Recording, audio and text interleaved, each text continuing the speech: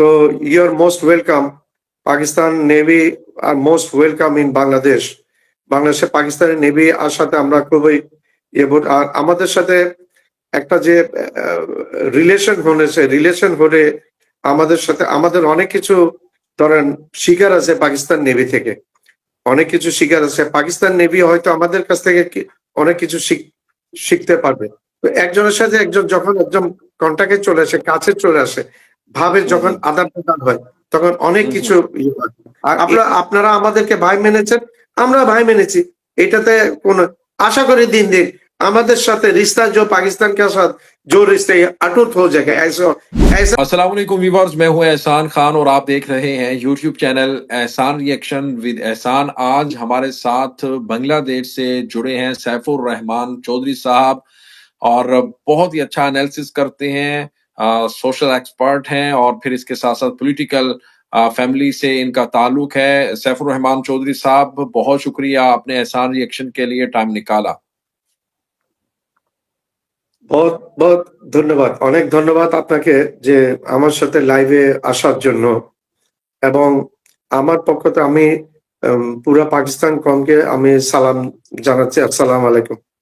वालेकुम अस्सलाम, आशा कुरई सुबाई वालो आछन। और बढ़ते हैं आज के टॉपिक की तरफ। सैफुर रहमान चौधरी साहब, पाकिस्तान और बांग्लादेश की जो आर्मी की इस वक्त एक्सरसाइज है उसके ऊपर बात हो रही है। मिलिट्री एक्सरसाइज, फिर नेवल एक्सरसाइज, और फिर वो बे ऑफ बंगाल में इंडिया भी इस बात की तस्दीक कर रहा है, पाकिस्तान की जो नेवी है और वो बे ऑफ बंगाल में बांग्लादेश की नेवी के साथ मिलकर वहां पर ड्रिल्स करने जा रही हैं। और इंडिया इस वक्त बहुत ही ज्यादा इसके ऊपर डरा हुआ है, सहमा हुआ है और चीखें मार रहा है। आप इसको किस एंगल से देख रहे हैं? ধন্যবাদ আপনার প্রশ্নের জন্য। আমাদের সাথে পাকিস্তানের প্রায় দীর্ঘ 53 বছর কিন্তু এরকম কোনো সম্পর্ক হয় নাই। তো your most welcome. Pakistan navy are most welcome in Bangladesh.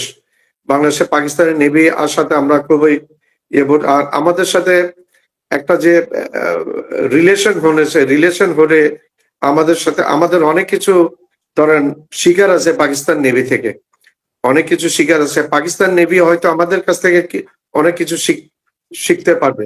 তো একজনের সাথে একজন যখন একজন কন্টাক্টে চলে আসে, কাছে চলে আসে, ভাবে যখন আদান প্রদান হয়, তখন অনেক কিছু হয়। আর এটাতে আরেকটা জিনিস আমরা বলতে চাচ্ছি, ভারতকে বোঝাতে চাচ্ছি যে इंडिया देखो, বাংলাদেশ अकेला नहीं है।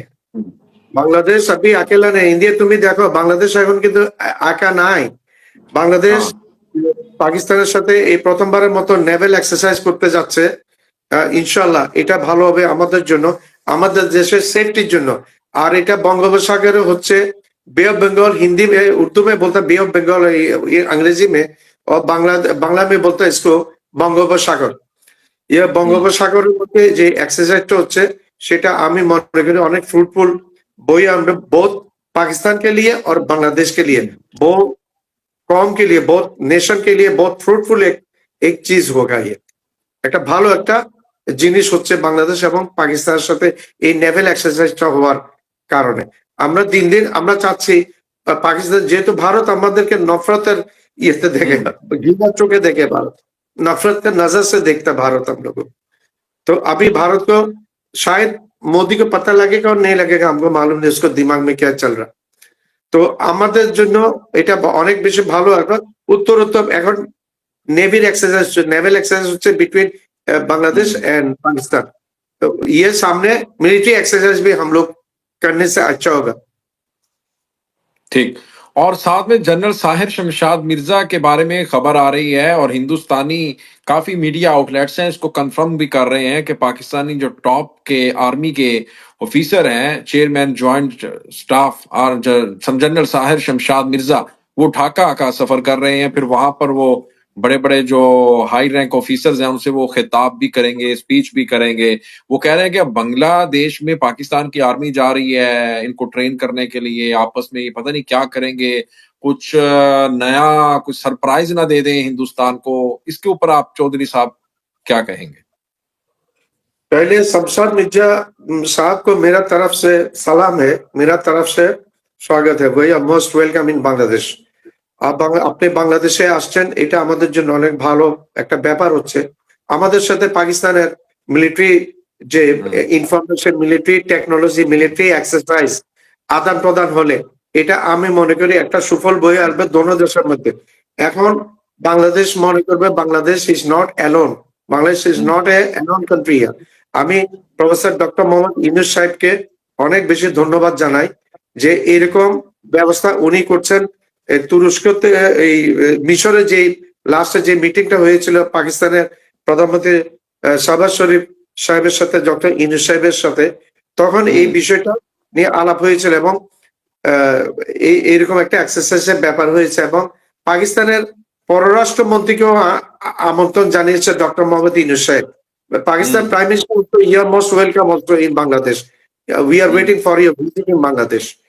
आप बांग्लादेश में आएगा पाकिस्तान के फॉरेन मिनिस्टर, आपके लिए बहुत स्वागत है। आप यहाँ हम लोग इंतजार में, आप भी आए, हम लोगों के साथ बातचीत करिए, ये देख के जाइए बांग्लादेश अभी कैसा है, पहले कैसा बांग्लादेश, अभी कैसा है बांग्लादेश। ये मैं आ रहा हूँ, मैं भी आऊंगा चौधरी साहब, क्या आप मुझे मिलेंगे? आप घर मुझे में मिलेंगे? मेरा घर में तो आपके लिए आप अगर रहने चाहते हो मेरे घर में रहेगा, क्या है आप मेरा भाई है, भाई शुक्रिया आपका शुक्रिया। भाई बोला ना, आप लोग भाई बोला। हमारा दुख जब गम का वक्त में भारत हम लोगों को जो न्यूक्लियर अटैक करेगा ऐसे धमकी दे रहा, उस समय आप लोग प्याज बंद किया, ऑनियन बंद किया, पोटैटो बंद किया, ये ऐसे बंद करेगा हम लोगों को क्या ट्रीटमेंट जो मेडिकल जो ट्रीटमेंट ये बंद करेगा धमकी दे, उसमें आप लोग हाथ बढ़वाए। তো ইয়ে হাত हमको ভাই মানা, আমি ভাই মানা, আপনারা আমাদেরকে ভাই মেনেছেন, আমরা ভাই মেনেছি। এটাতে কোন আশা করি দিন দিন আমাদের সাথে रिश्ता जो पाकिस्तान के साथ जो रिश्ते अटूट हो जाएगा, ऐसा सख्त हो जाएगा इंशाल्लाह, ये टूटेगा। अब इंडियन ये बात कर रहे हैं और वो कह रहे हैं कि पाकिस्तानी जो प्रधानमंत्री शहबाज शरीफ की जो मुलाकात हुई है ना प्रोफेसर यूनुस के साथ मिस्र में, इजिप्ट में, कायरा में, वो उस मुलाकात, उस मीटिंग के फौरी बाद जो प्रोफेसर यूनुस हैं, फिर बांग्लादेश की जो हुकूमत है वो डिमांड कर रही है कि शेख हसीना को वापस करो। लगता है शहबाज शरीफ ने, पाकिस्तान ने कहा है, वो इस तरह के एलिगेशन लगा रहे हैं। सर ये वैसी बात नहीं है भाई साहब, ये बात है हमारा यहाँ में शेख हसीना के खिलाफ कत्ल का। क्या शेख हसीना भारत वापस करेगा या नहीं करेगा, ये भी बताइएगा। ये बात हम बाद में आ रहा, पहले जो बोल रहा প্রথম আমি যেটা বলছি, আমাদের এখানে কোর্টের মধ্যে অনেক অনেক মামলা হয়ে গেছে শেখ হাসিনার বিপক্ষে, প্রায় 200টার মতো, 200 कम से कम 200 मामला हो गया। तो ये मामला में 200 मामला हो गया शेख हसीना के विरुद्ध। ये मामला में कम से कम 150 मामला है खून का मामला, बांग्लादेश का आदमी को खून का मामला शेख हसीना के खिलाफ। कम से कम 150 মামলা, 200 মামলার মধ্যে 150 মামলা শেখ হাসিনা যে বাংলাদেশের মানুষের যে হত্যাকাণ্ড চালিয়েছে এই হত্যাকাণ্ড ইয়েতে। তো এই হত্যাকাণ্ড ইয়েতে পাকিস্তান কেন আমাদেরকে বলবে? এটা তো আমাদের কোর্টে demand, court want Sheikh Hasina to bring here, to bring in front of court. ये तो कोर्ट का डिमांड है, ये क्यों पाकिस्तान हम लोग को इंसिस्ट करेगा? इसमें तो पाकिस्तान के इंसिस्ट करने का कोई मैटर नहीं है, ये मैटर है हमारा कोर्ट का डिमांड है, हमारा बांग्लादेश का आर्मी का डिमांड है। शेख हसीना इतना सारे 300 आदमी, कम से कम 3000 आदमी मारा है, तो भारत तुम लाके दो, जो आदमी हमारा मर चुका, शेख हसीना मरा, तुम लाके दो हमको, तुम लाके दो, वापस लाके दो। इतना ज्यादा बात क्यों करता? हमारा दाखिल में, हमारे बीच में तुम दाखिल अंदाज मत करिए, ये दाखिल मत दीजिए हमारा बीच में। ये बांग्लादेश एक स्वाधीन मुल्क है, एक स्वाधीन मुल्क है, एक तो लिटरेट एक मुल्क है। ये मुल्क में तुम दाखिल, पहले जो कॉलोनी सोचता था तुम लोग, প্রথম যেভাবে 15 বছর 16 বছর আমাদেরকে ভারতের অঙ্গরাজ্য মনে করেছো, ये भूल जाओ। पहले जो कॉलोनी हम लोगों को सोचता, हम लोग कॉलोनी है तुम्हारा, ये सोच दो, दिमाग से पूरा निकाल दो। ये तुम अभी नींद पे है, नींद से निकालो, निकाल के आओ, ये रियलिटी में। मोदी जी शेख हसीना को रखेंगे और 20 करोड़ बांग्लादेशियों को निराश करेंगे।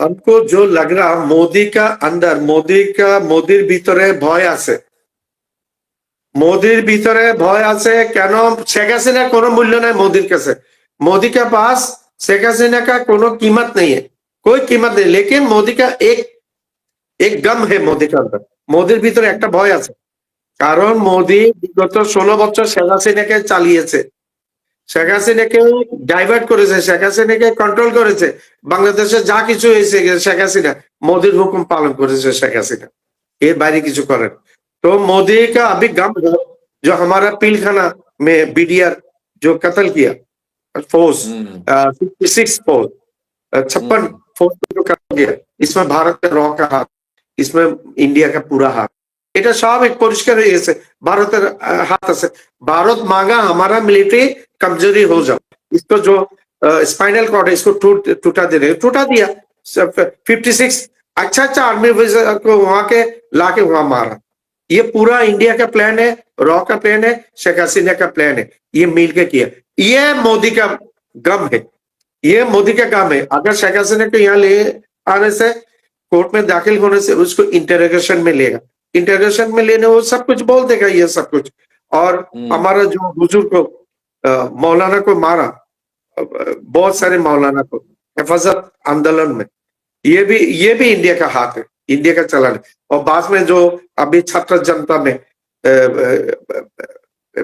आदमी कौम और छात्र ये जो रेवोल्यूशन हुआ ये रेवोल्यूशन में कम से कम 2-2.5 हजार स्टूडेंट को मार डाला ये भी इंडिया का साथ इंडिया का हाथ तो नजर आता है कहीं ना कहीं रॉ भी इसमें नजर आती है लेकिन पाकिस्तान को तोड़ने वाली जो मुक्ति बाहिनी के जो रहनुमा लीडर है नेता है बांग्लादेशी अवाम ने उनको जूतों का हार पहना दिया वो वीडियो इस वक्त सोशल मीडिया पे काफी चौधरी साहब सर्कुलेट कर रही है मुक्ति बानी रहनुमा अब्दुल हई कानू उनके बारे में आप क्या कहेंगे किस तरह से उनको पकड़ के दुर्गत बनाएंगे एक आदमी को একটা মানুষকে জুতার মালায় কেন পরাবে हाँ কেন পরাবে वाई एक आदमी को जूते के ऐसा माला डालेगा उसको उसने कुछ कसूर तो उसको है कोई तो कोई कसूर है ये सुना मैं ये उसका जो अपोजिशन था उनको भात खा रहा वह खावान खा रहा वहां से उठा के लेके गया ऐसे सुना हम तो कसूर है कसूर नहीं होने से ऐसा एक बिना अपराध जो अपराध करे ना ताकि এইভাবে করবে না ठीक तो क्या देख रहे हैं आप कार्गो शिप दूसरी भी चली गई है चिटागोंग में और उसमें चीनी भी आई है मोदी तुम बोला हमको कुछ नहीं देगा शुभेंदु बोला कुछ नहीं देगा जूता का मैं देगा सुना जूता मारा शुभेंदु को और उसको जो एक न्यूज चैनल है ना वो उसको वो आदमी भी अभी उसका घर में अटैक हुआ ये जो किशन ये रिपब्लिक बंगला के न्यूज चैनल का जो एंकर जर्नलिस्ट है रिपब्लिक उसको हम जर्नलिस्ट नहीं बोलता उसको हम बोलता बंदर उसको जो तो रिपब्लिक বাংলার এই সাংবাদিক ময়ূক রঞ্জন ঘোষ তাকে অ্যাটাক করেছে কৃষকরা পেঁয়াজ खराब हो जा रहा आलू खराब हो जा रहा ये सब कुछ लेके उसको घर में वो भेजा ये पहुंचा जो ये खराब हुआ और उसको घर में अटैक किया वो भाग गया वो अभी भाग गया वो ऐसे सुना हम लोग वीडियो में भी देखा और जो शुभेंदु है उसको जूता से मारा इन लोगों का परिणति ऐसे होता है इन लोगों का अंजाम ऐसे होता है जो इंसान को दिक्कत देता जो इंसान को तकलीफ देता ऊपर वाला उन लोगों को ऐसे तकलीफ देता जी बहुत शुक्रिया सैफुररहमान चौधरी साहब आपके कीमती वक्त का आपने एहसान रिएक्शन फैमिली के लिए टाइम निकाला इंशाल्लाह आपसे एक बार फिर टाइम लेंगे बहुत जल्द और फिर आपसे बातचीत करेंगे इसी टॉपिक के ऊपर और भी कोई नई डेवलपमेंट होगी उसके ऊपर भी बात करेंगे तब तक के लिए मुझे दें इजाजत और अपना बहुत ज्यादा ख्याल रखिएगा अल्लाह हाफिज